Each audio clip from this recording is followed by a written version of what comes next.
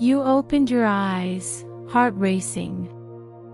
Not because of fear, but because of something else, something deep, stirring, primal, and intimate. You felt them. Not metaphorically, not vaguely, but tangibly. You felt their touch, their breath, their soul, like they were with you, wrapped around you in a moment that defied all logic. And for a split second, the veil between what we call real and what we call dream vanished. And then the question settled on your chest like a whispered confession: was that real? If you've had an intensely intimate or even sexual dream about your twin flame, or someone you suspect might be, you're not alone. And you're not imagining it either. These dreams are not ordinary. They don't dissolve like regular dreams. They linger in your bones. They leave a trace on your skin. They activate something in you that no waking moment ever has. Because they aren't just dreams. They're visitations. They're soul meetings. They're astral reunions that carry the weight of ancient memory and sacred longing. And beloved, you were never meant to ignore them. You were meant to remember. Before your minds met in the physical world, before your hands ever touched, your souls already knew each other. This is the mystery of the twin flame path.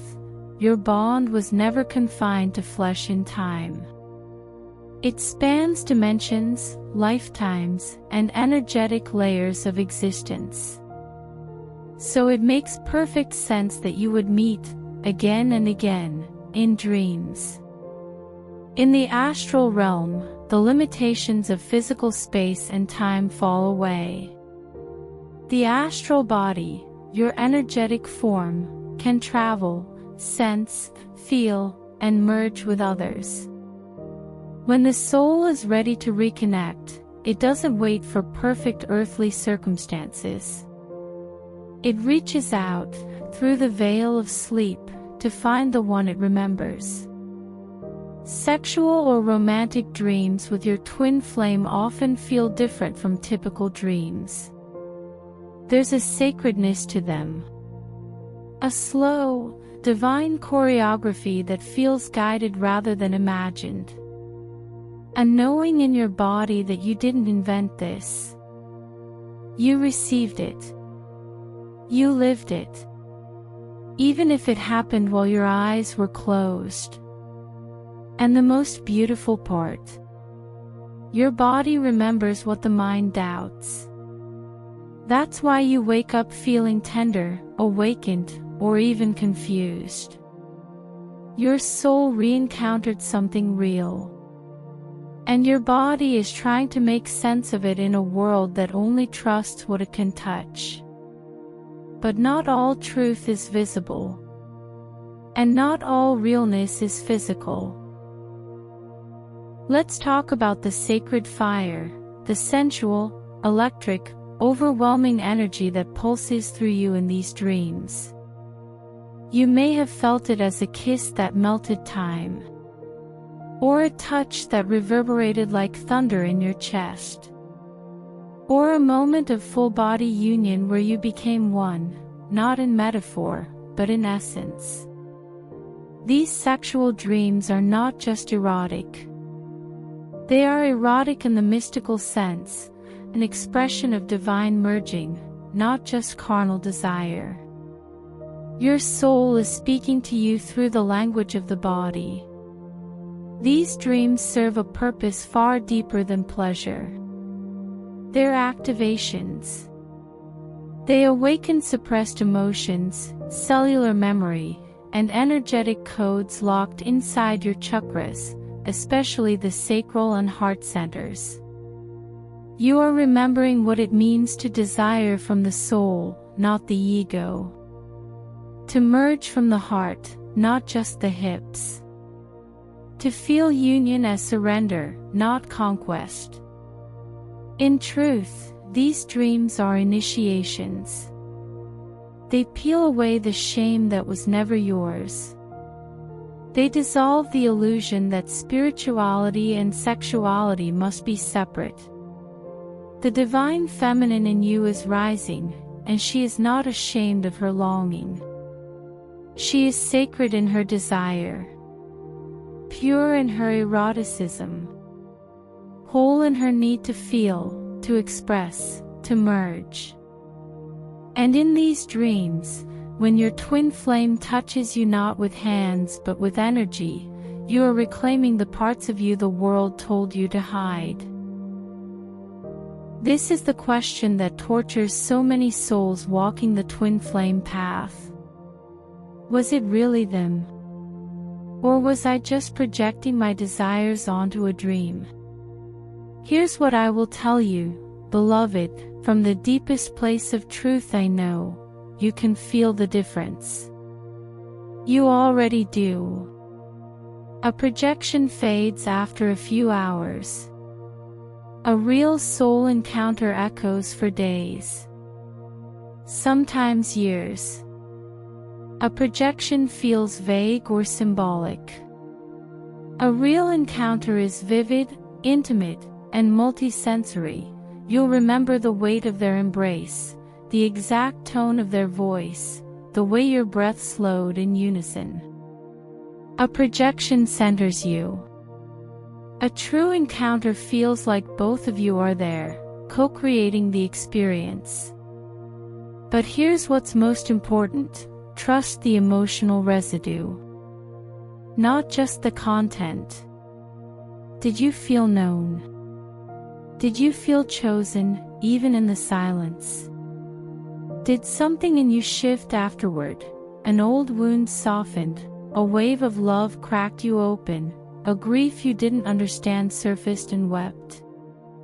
If so, you weren't alone. They were there. On some level, consciously or not, their soul met yours. The veil opened, and love remembered itself. Even if they're not spiritually awake yet, their soul knows you. And sometimes, when they're asleep, their higher self visits you, without the filters of ego, fear, or resistance. That's why the dream feels truer than the waking world. Because in that moment, the truth was free. So what now? What does it mean when you've had these soul-shaking dreams, but they're still not here? Or worse, they're with someone else? Does the dream mean reunion is near? Or was it just a taste of what could be? The answer, dear heart, is layered. Sometimes, the dream is prophetic. It reveals the energetic union that's already underway. It's a glimpse into a future moment of physical convergence. A love that's still becoming real in time. But other times, it's not a future. It's a gift. A balm. A sacred memory offered by your higher self to soothe the ache of separation. To remind you that you're not crazy. That love is not lost. That connection is real, even if the world says otherwise.